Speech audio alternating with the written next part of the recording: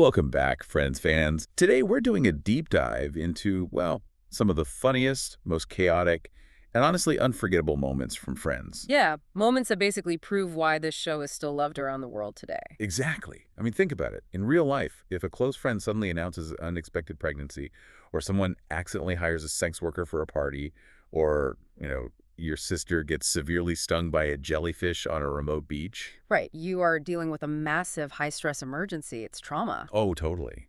But back in the late 90s, that exact sequence of human panic was like the foundational formula for the most lucrative television machine in history. It's a really strange paradox of human psychology, honestly. We spend our entire lives trying to avoid chaos, right?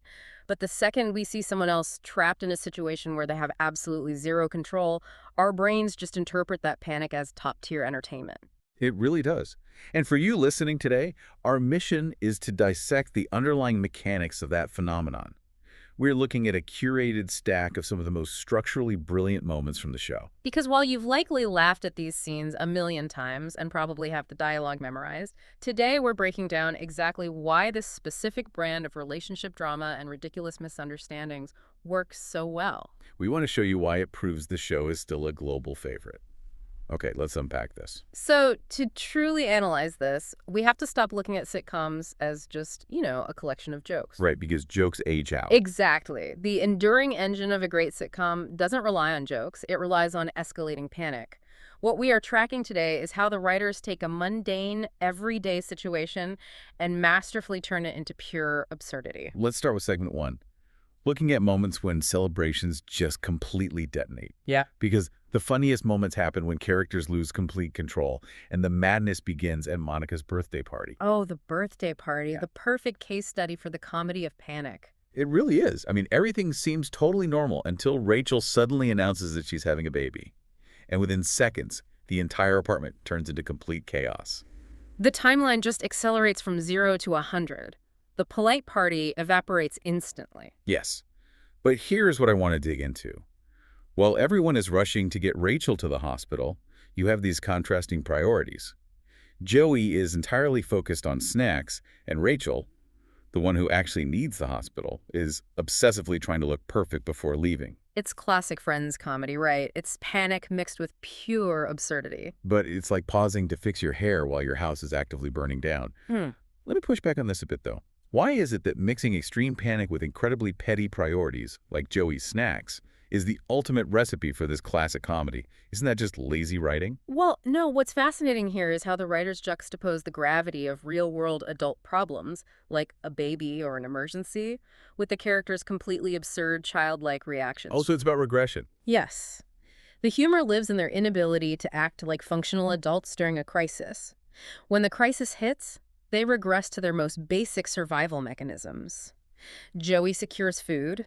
Rachel controls her appearance to manage her anxiety. Wow, yeah.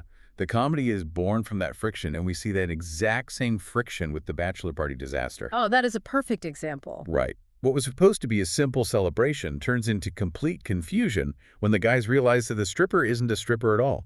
She's actually a hooker.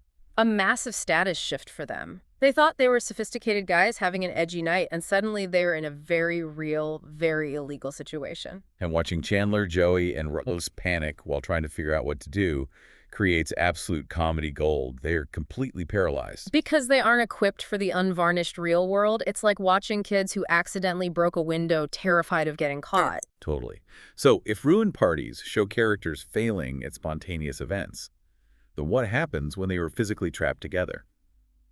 That brings us to our next phase of chaos, the holiday pressure cooker. Oh, holidays. Where you have forced proximity and explosive secrets?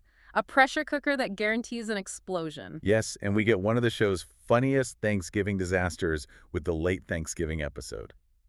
Monica spends hours preparing the perfect meal, but her friends arrive late, forget the pies, and basically ruin all her careful planning. They disrespect the labor of the host, which is the ultimate holiday sin. And the result, they get locked out, we get those angry floating heads stuck outside the door, endless arguments, and just one of the most hilarious Thanksgiving episodes in television history. That floating heads visual is brilliant. It's a classic locked room structural comedy trope. Here's where it gets really interesting, though. When we watch them squirm in the hallway, is the comedy purely based on Schadenfreude? Like, are we just enjoying their misery, or is it because we all secretly relate to the absolute madness of family holiday dinners? I think it's both, but if we connect this to the bigger picture, holiday episodes are a masterclass in structural comedy. How so? Well, you trap characters in a room, you introduce a catalyst like ruined food, and you just watch the facade of their polite relationships completely shatter in real time. The locked door forces a massive power imbalance. Right. Monica has the food, so she has the power. And speaking of shattered facades and Thanksgiving, the episode gets even funnier when family secrets start exploding at the secret revealing Thanksgiving. The pressure cooker finally whistles. Seriously. Ross, I'd finally miss he was the one who smoked marijuana in college, years after blaming Chandler. A decades-old lie just detonating at the dinner table. And suddenly, everyone starts revealing hidden family secrets one after another, turning dinner into complete chaos. It's this massive domino effect. It's a textbook race to the bottom. When one person admits a horrible truth, it signals that the rules of polite society are suspended. They realize the ship is going down, so they just start drilling holes in the hull. Exactly, because keeping a secret requires immense cognitive load. When the stress is too high, 6 people just collectively abandon the effort of lying. Which perfectly transitions us into the hilarious anatomy of a reveal.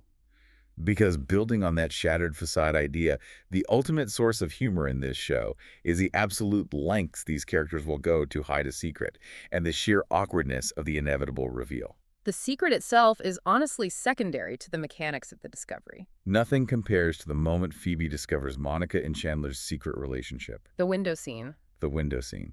After spotting them through the window, Phoebe's shocked reaction becomes one of the most iconic scenes in Friends history. Her absolute inability to process what she's seeing is incredible. And then the ripple effect happens. Soon, everyone knows except Ross. And when Ross finally finds out that his best friend is dating his sister, his reaction is absolutely priceless. The writers are using dramatic irony so well there. The audience knows, most of the group knows, but Ross doesn't. So what does this all mean? I mean, keeping a secret in this friend group is like trying to hold water in a sieve. It's messy and impossible. And the actual secrets take a back seat to the reactions of the people finding out. Right. This raises an important question about the use of dramatic irony in television. The comedy isn't the event itself. It's the excruciating, drawn-out tension of waiting for the truth to drop. We want the explosion. And they tweak that tension perfectly with the legendary jellyfish story. Oh, the beach episode. Yes.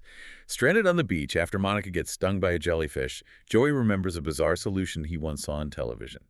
What follows is one of the most awkward and hilarious confessions in Friends history. And notice how we don't see it happen. We just see the traumatized aftermath when they get back to the apartment. Tension of knowing something horrible happened, but waiting for the confession.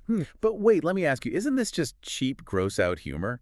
Like, it's about peeing on someone's leg? I get why you'd say that, but structurally, it's not cheap at all. The reveal isn't really about the bodily fluid, it's about the systemic destruction of their egos.